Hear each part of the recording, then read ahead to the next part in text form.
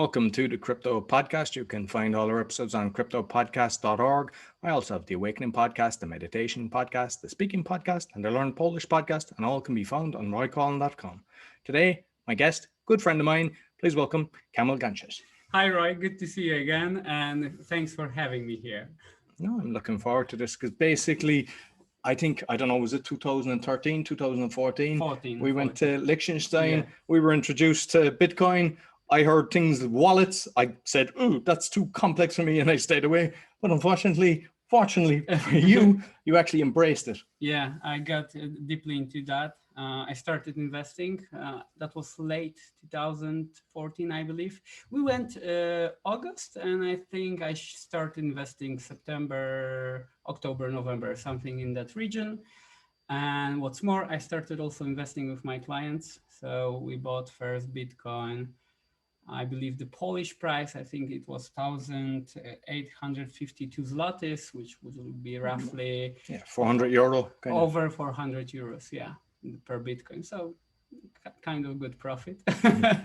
I still hold that Bitcoins, not all of them, but I still hold Bitcoins from that era, let's say. Also, I'm still buying and along with my clients.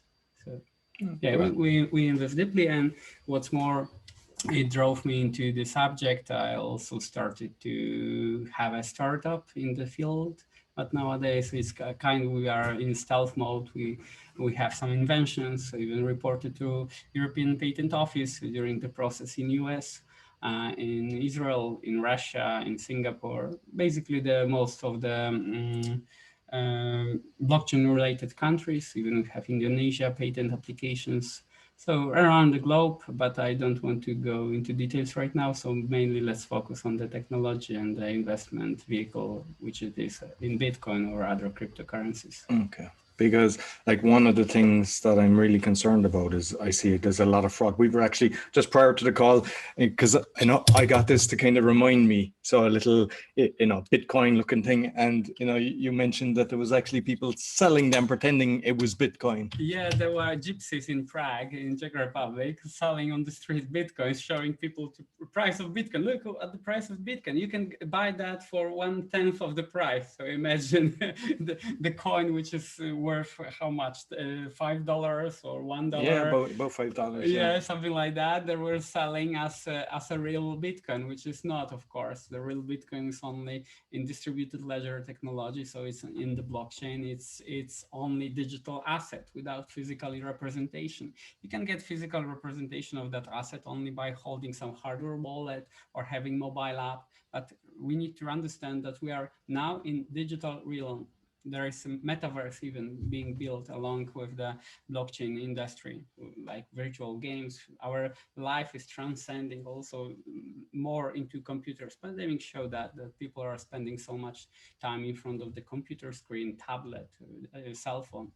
So now we are shifting our attention, and what is important, the value goes where our attention is. So if we are putting more and more energy, effort, work into internet-related subjects, also that grows. So we want to have a protocol, value protocol over the internet nowadays. So digital assets starting being important or being assets like compared to normal financial assets like stocks, bonds, etc., or real estate market.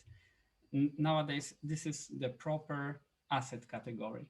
So we began new revolution, and it's worth to know about that.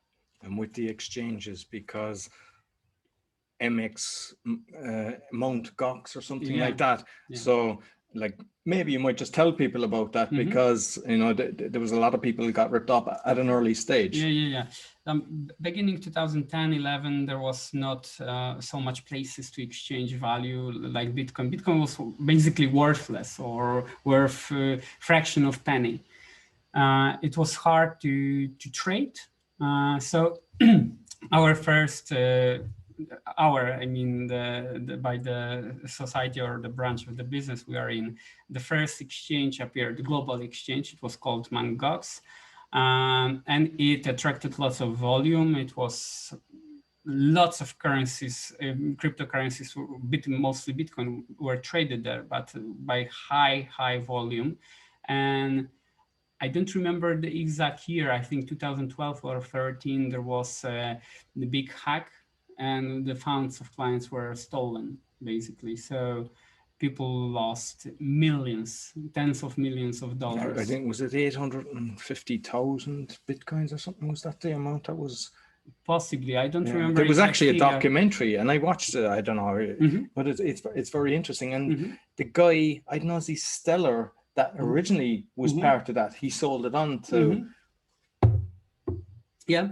Yeah, so that was just kind of interesting. Like, I mean, he's claiming that he had nothing to do with the hacking, and I know that they were trying to get the owner, that he was responsible, but they found somebody in Greece recently. Yeah, and yeah, I think 4 billion. I think he had. There was a case in Japan where the exchange was registered. So they're trying to bring actually that funds back to its original clients, but it's the big process. So yeah, but it was big hack. But it's there were more hacks. There's like tens of different hacks. Even in Poland, we have 3 or 4 different hacks in crypto exchanges. I mean, we started from really terrible subject, but we want to show. But the thing is, I want people to be aware, because I know with the exchanges, like we'll talk about the wallets in a minute, but basically, if you're keeping your system on their exchange, you're basically exposing yourself. Of course, it's like the bank, but without proper procurance or proper monitoring from the authorities. So crypto exchanges, most of the crypto exchanges were not regulated that time. And nowadays, the Kraken, one of the biggest exchanges, has bank license nowadays in Wyoming. And there's lots of KYC procedures. So we're starting to building a regulation AML KYC procedures around that. So it's starting to be not like wild west. It's starting to be like a proper economy nowadays. But still, we need to remember that there are not the banks. But while even if there are like a banks, we know that what bank can do to you. They can block your funds. They can cancel your wire transfer. They can say, okay, show me more documents. I want to see what's going on. I want to understand the transaction. So that's why actually cryptocurrencies are getting lots of traction. Is people are losing ability to transact with their money, and the money itself. If we take theory of money, there are 3 different main functions of money. So you need to store of value. You need to have a store of value, because you're working for your money. You have hard work. So you're putting some energy, biological energy. You're even losing your life, because you have limited number of hours in your life, and you're trading those hours for money.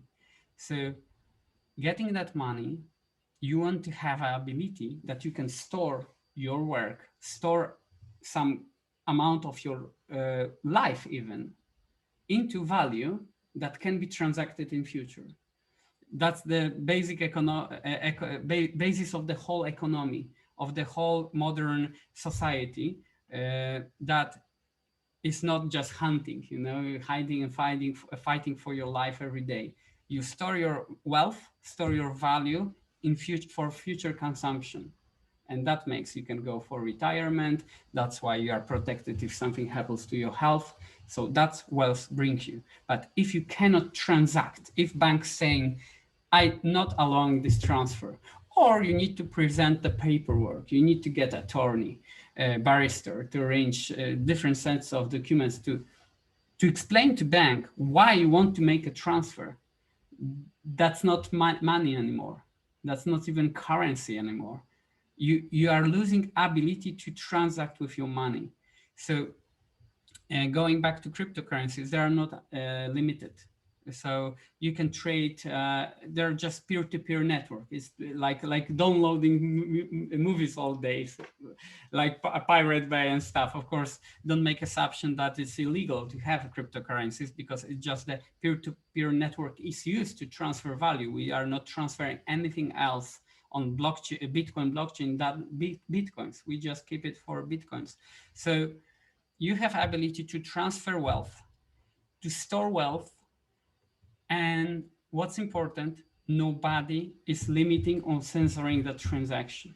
What can be censored is a crypto exchange. So that's why what I was referring to, if we get more and more regulation, the more and more crypto exchanges will be going to behave like banks, or they are relying on banks because there are on-ramps and off-ramps from the blockchain network. Because nowadays you can even use stable coins, which are forms of cryptocurrencies that are pegged to dollar, to euro, to Swiss franc. So mostly known Tether, USDC, they are pegged one-to-one to the US dollar. So you can basically have cryptocurrency that is worth $1. And is it the American government that has created that? Is it like the Federal Reserve where they have the printing press, they create money out of thin air with a number and you have to work your hours that you've mentioned to repay it? Actually not, but there's problem with Tether if you are referring to acting like Federal Reserve. Tether is known that they don't have full custody of equal amount of dollars. They are supposed to have on different banks' accounts the full coverage for amount of Tether issued. Unfortunately, they don't have that. Recently, there was news that they have only over 2.5% of reserves. So that was behaving like Federal Reserve or federal banks. So yeah, in sense of Tether, please be aware and basically don't put any funds there. But you have USDC, which are fully audited and they have full coverage. You have also TrueUSD. They're also regulated in the US. And I think, is it CoinDesk is one of the exchanges? Yeah, also there's... So I've heard that what they're doing is they're giving the information to the IRS, because a lot of people aren't aware that there's capital gains that is liable on your crypto gains. Of course, in almost every country there is capital gains.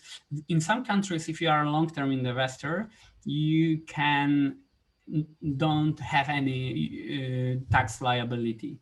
Like in Germany, if you don't trade but keep it under over 1 year, you can actually has that ability. But in the most of the countries where is capital gains, it also is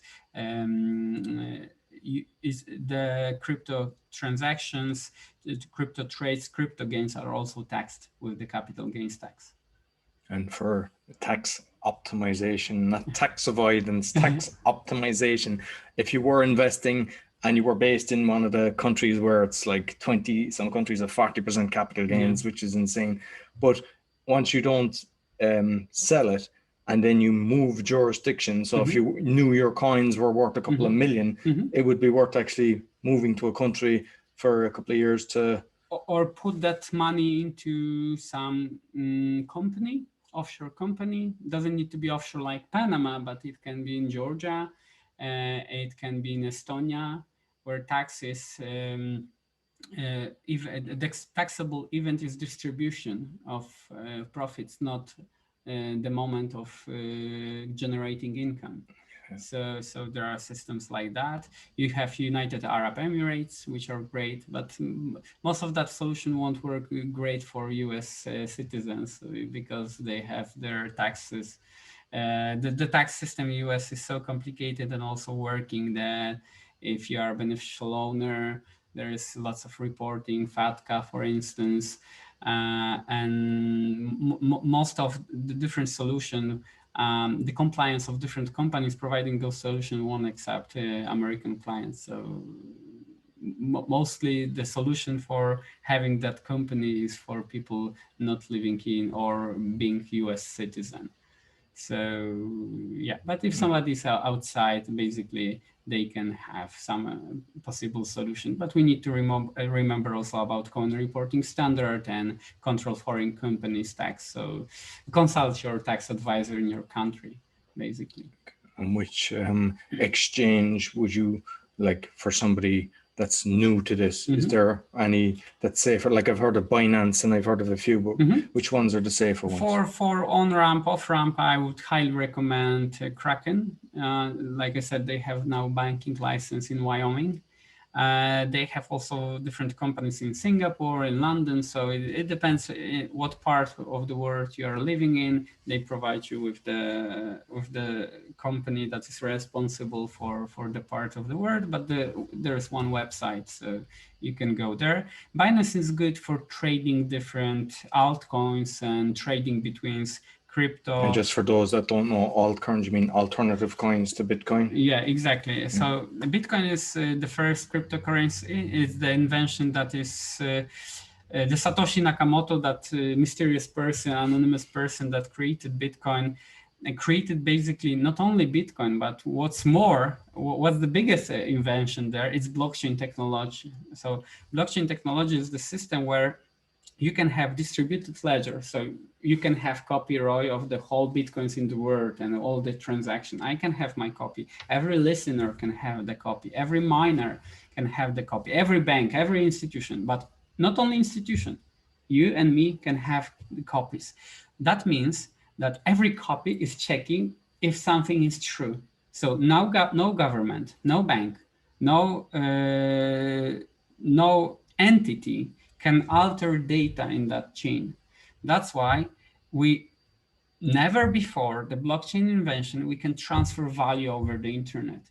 We have ability to transfer information, transfer news, transfer podcasts, YouTube videos, everything. But look, everything beforehand was copy of the information. So you are recording now this podcast on your computer, and there would be a file there. But when you push that information to any server like Apple, you're listed on many different services, right? So if you post that there, every server has copy of that file. And if somebody is downloading that podcast, has another copy. So we are creating unlimited versions of your podcast. But with money, you cannot do that because that would be forgery, or that money wouldn't have value if you send. Imagine I take $100 bill, make a scan, and send you by email. Like, Roy, spend it. You know, you cannot do that, right? So you need Unless I've got a really good scanner. or a printer. But okay, so you know who looking for, who you should looking for. Okay, so if you send value over the internet, you need to make sure that if I'm sending you one Bitcoin or $100 in cryptocurrency, you need to know that I'm losing that $100 and or losing that one Bitcoin. So paying you. So basically I'm saying goodbye to my Bitcoin and you say, hello, my Bitcoin, right? The transaction, that's a transactional value of the money. You need to transact. So one person is losing that money and other person is gaining that money in exchange for something, right? Most of transactions are generating some other obligations, like what's the actual, because like it's kind of similar to a bank transfer, you know, you transfer the money to my account, exactly. It disappears from your account, it arises my, but like I know, because with currency exchange and everything, a lot of the banks, some of them, as you know, like some were charging up to 10%. And then now you use say Revolut, you can do it very cheap. But with say Bitcoin, if I was not just next year, obviously, but across the world, and you what's the costs that? So there's only one cost. There's transactional costs. There's no exchange of currencies unless you are really willing to have like payment cards. There are payment cards now linked with Bitcoin. So if you swiping the card at some point of sale and paying in dollars, of course there is a exchange rate for crypto to dollars, and or then from dollars to Polish zloty if you're doing transaction in Poland, right? Because Visa is also making, Visa or MasterCard is doing another another currency exchange, because if you're paying with any credit card in the world and you are not paying in your mother currency, there is like two different exchanges.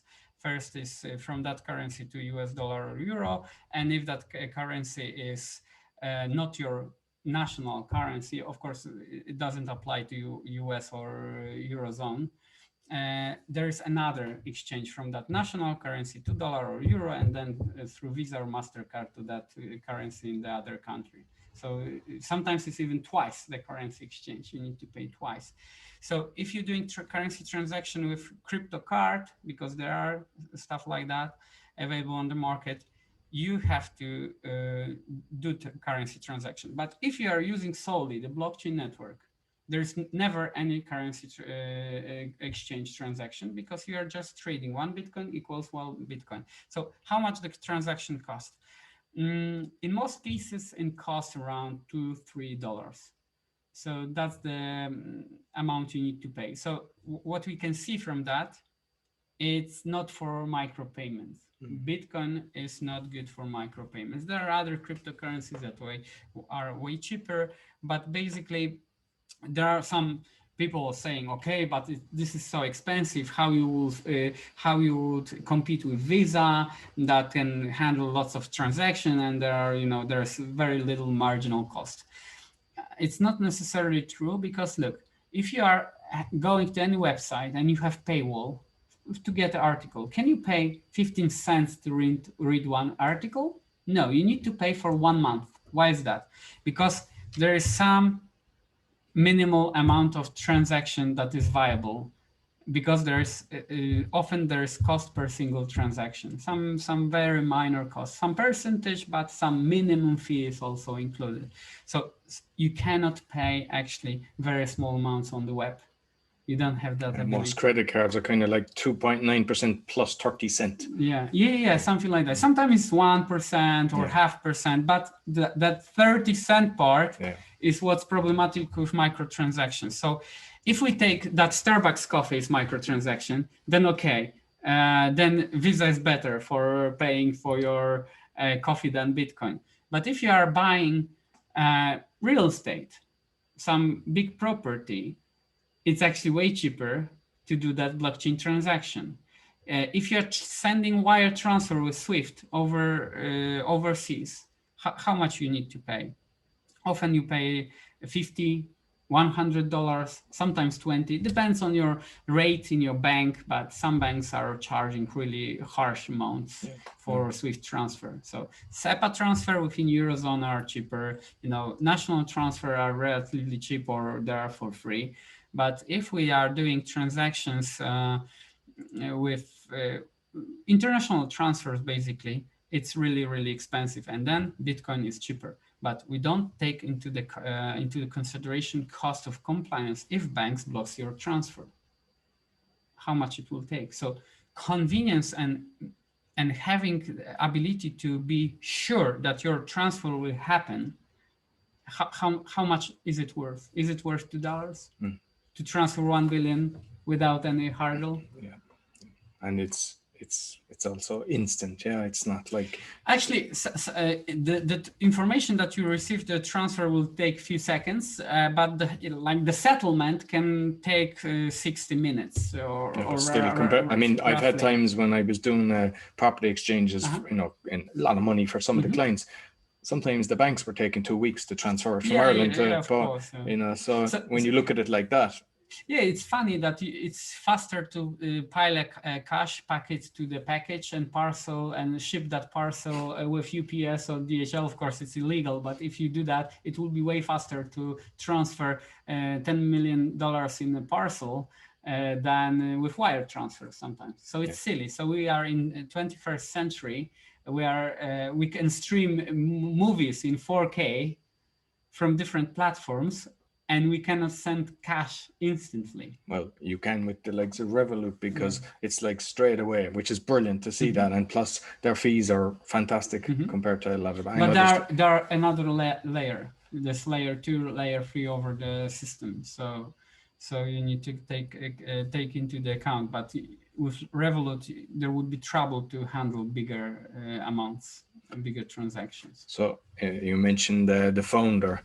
Who do you actually think? Because I've heard of so many different names thrown about. What's your thoughts on who actually created it? Actually, I don't have any theory here. I think apart from that, I think it's a group actually of people, because it's so wisely built.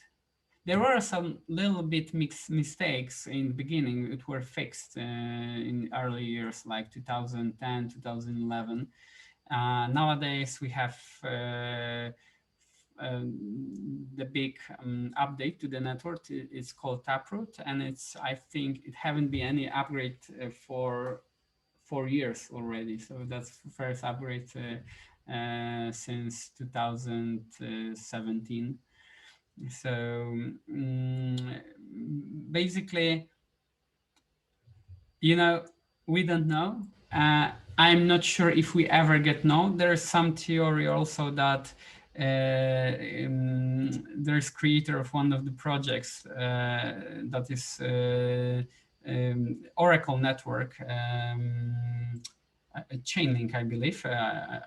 I could be mistaken now with the name, but the biggest Oracle network, that the founder of that network is actually Satoshi Nakamoto, but there is some also hints that it can be actually a group of people, because it's sound with the IT system, with the cryptography, and the economics behind the blockchain of Bitcoin is really stellar. It's amazing that we have the system since 2008, the white paper that is working flawlessly, almost flawlessly, without any interruption since then. So even Google have the downtime, right? Recently there was big Google downtime, and everybody was stunned how YouTube is not working, your Gmail is not working, your calendars are not working, your search engine is not working, that's kind of creepy, right? When your search engine is not working. So there can be times like that with the biggest names, and Bitcoin is working because of distributed ledger. Please remember that internet was designed by US military and by Riven Corporation, which is think tank for US Army. They were designed to protect communication in times of nuclear warfare. So if any communication channel would be destroyed. So they created distributed network to communicate. So like internet cannot be turned off. I mean, it can be turned off in North Korea or something, or some parts, but you cannot turn off the internet in the whole world. Similar works blockchain. And even if you turn off the internet, blockchain can work over the radio. There was I think 2020 or 19, in March, there was a first transaction broadcast over the radio, basically. Wow. There are people who are using this, I would say, fancy walkie-talkies. Sorry for people really being radio operators. So having this very often expensive equipment, and they can communicate the whole globe basically with that network. And people who are really into that subject and having big knowledge, they actually done the transaction over that network, which was eventually broadcasted to the internet, because to have the settlement and to add that transaction to blockchain system. But you can actually transact over the radio, and that's sending, but how to receive. There is even the satellite, Blockstream satellite, which is broadcasting blockchain, Bitcoin blockchain from the satellite. So even if you don't have connection to the internet, if that satellite has uplink. And so like if Charles Schwab has his way and does the cyber attacks and everything, you can still, if you have your Bitcoin, you can still transact. Yeah, okay, that's good to know. And in Norway, there is like that bank of seeds, to preserve. Yeah, I've heard about that. Yeah, preserve different plants. They even store whole Bitcoin blockchain there, deeply underground. So it's really protected, and we have actually Bitcoin is the biggest supercomputer on Earth, with the amount of hashing power, which is for calculating those hashes. That is cryptographic function. We have the most secure network. That is, we don't have to rely on any country, even on China, because there is lots of information, and which are true, that I think over 40% of miners are in China, not 40%. Others, I had read that it was more, and it was something I actually want to discuss because I think it was in 2018 I heard that the energy consumption used for it was the equivalent of all of Ireland. You know, yeah, they are using that comparison, and it's how much it's using. But to be honest, banks are using twice the much energy than Bitcoin is using. So we never think, or we never asking question how banks are operating with their energy consumption, and they have different servers, different buildings, and do they run on yeah, but if you look at the amount of people that are doing Bitcoin, it's a tiny, it's not even 1%, I presume. of course, But most people have a bank account. okay, So that's the argument, but we have to think that over 30% of the world produced energy is being wasted on transmission and thermal waste, like engines, car engines. So we creating lots of energy that is going into the thin air. Just stand in front of your car and feel the heat after some ride, right? So we are constantly wasting lots of energy, and Bitcoin is still tiny percentage of that wasted energy. So what we have to actually do is to consider to switching all of our power grid to nuclear power and renewable energy like sun, because we cannot rely only on sun, wind. well, I know that there's been inventions created, and unfortunately, the bad boys, they actually buy it and just park it, or else they park the guy that created it. I mean, I've heard of cars being run on water, on you know, it's so CO2, compressed air, but nothing. You don't see them being progressed. So the reality is, we don't need this energy as it is.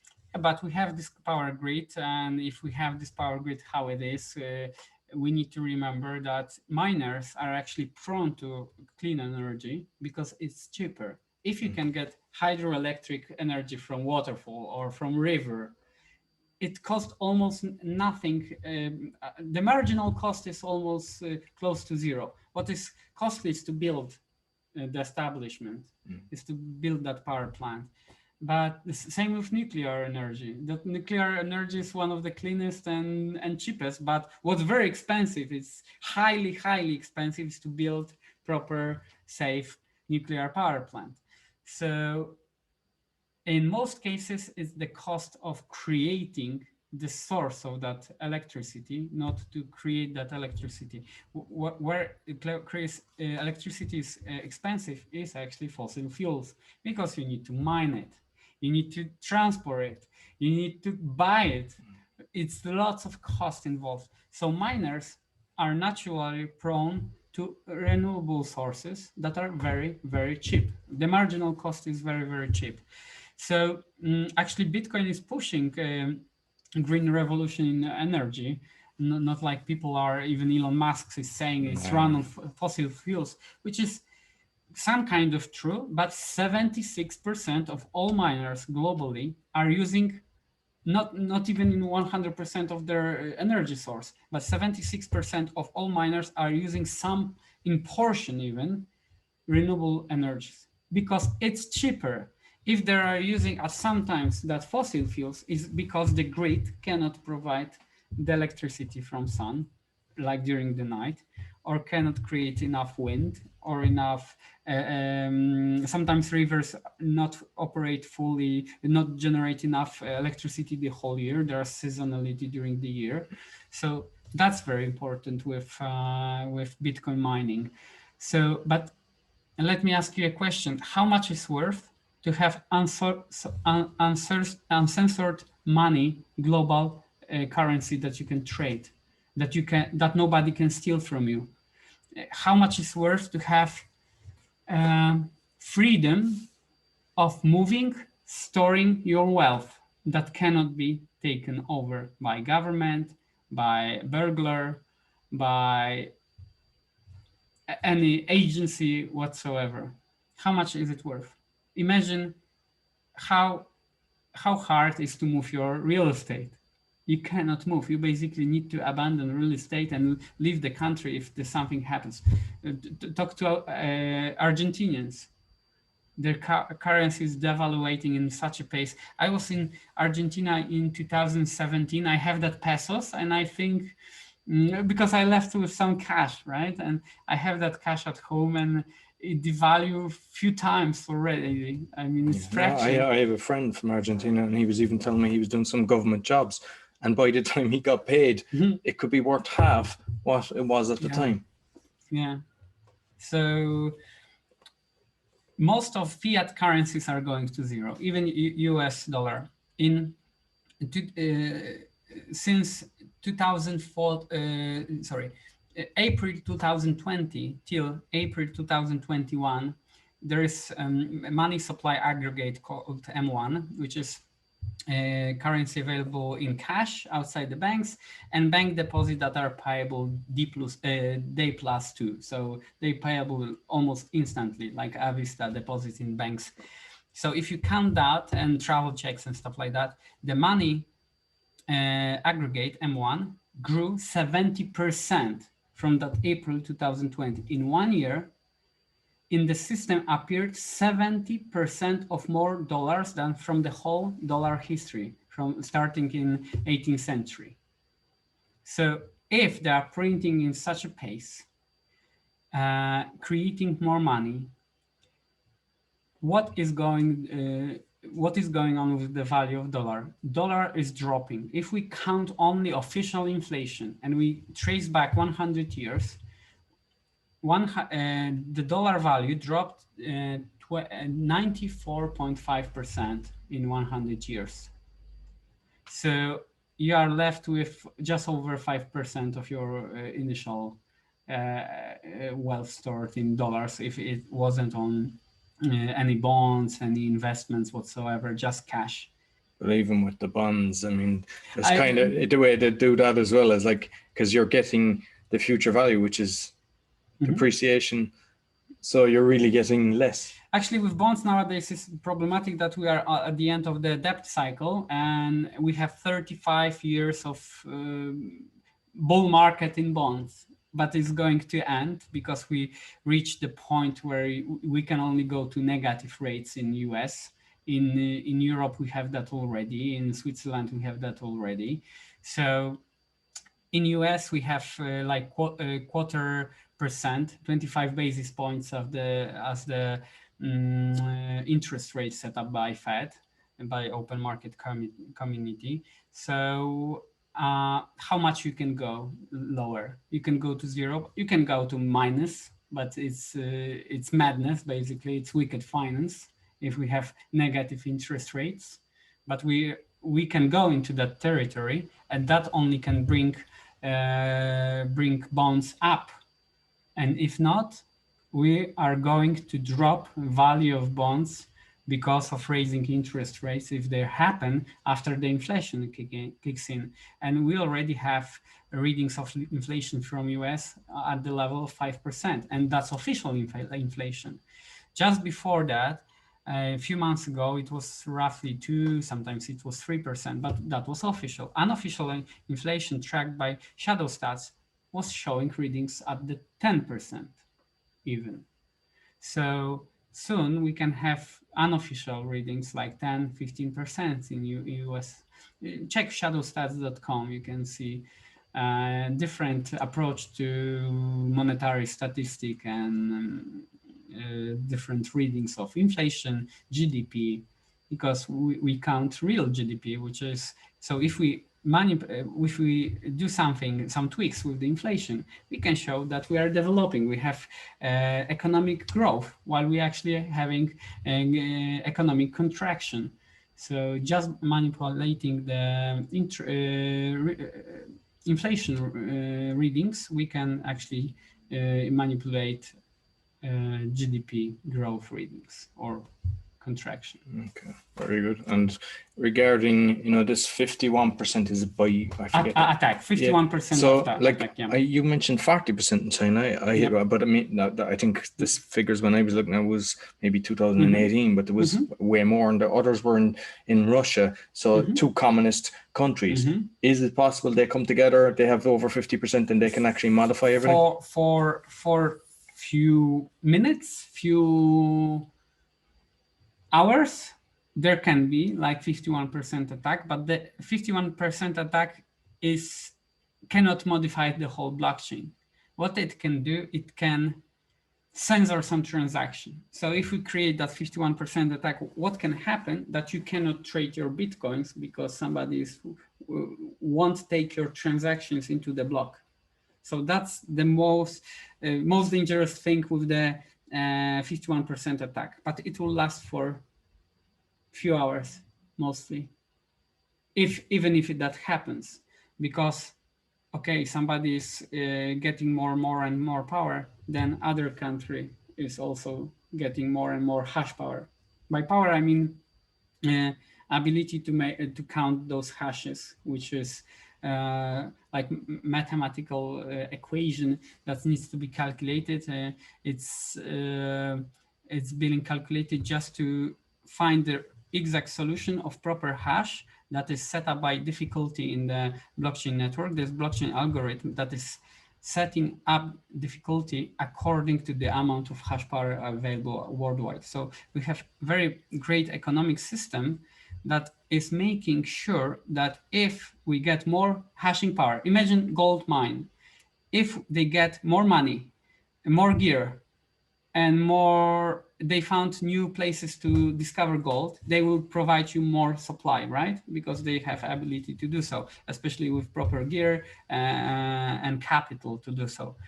In Bitcoin, if you create more ability to extract Bitcoin, algorithm will change the difficulty of mining. Therefore, it will keep the exact pace of mining that is created by the algorithm from the beginning of Bitcoin blockchain.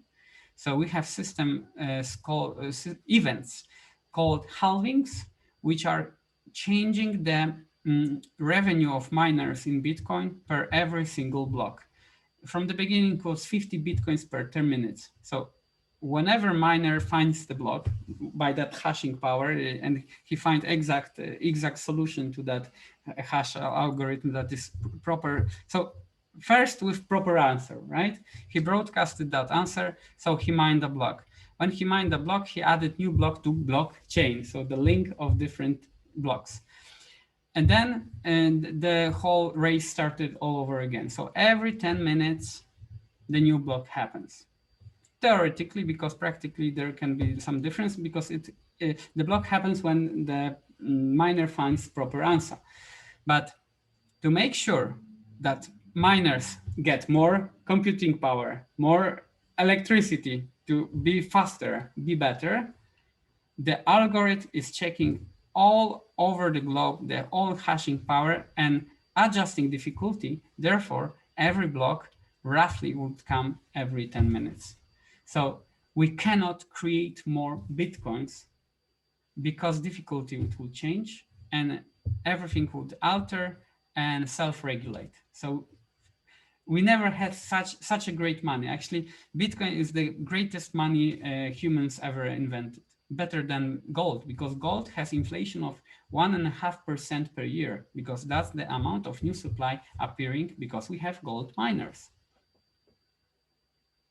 Listen, Kamil, it's been fantastic. We said we tried to keep it within half an hour. I think we're gotten well past that. I definitely have to get you back. We might be able to do another episode later today if we can, and we'll put it out later. But I just want to thank you. How can people, I don't know, do you want people to be get in contact with you or just? I think you can go to website bitfold.com. It's like Bill Fold, but bit like BIT fold.com, but there is not much information about our startup because we are in stealth mode.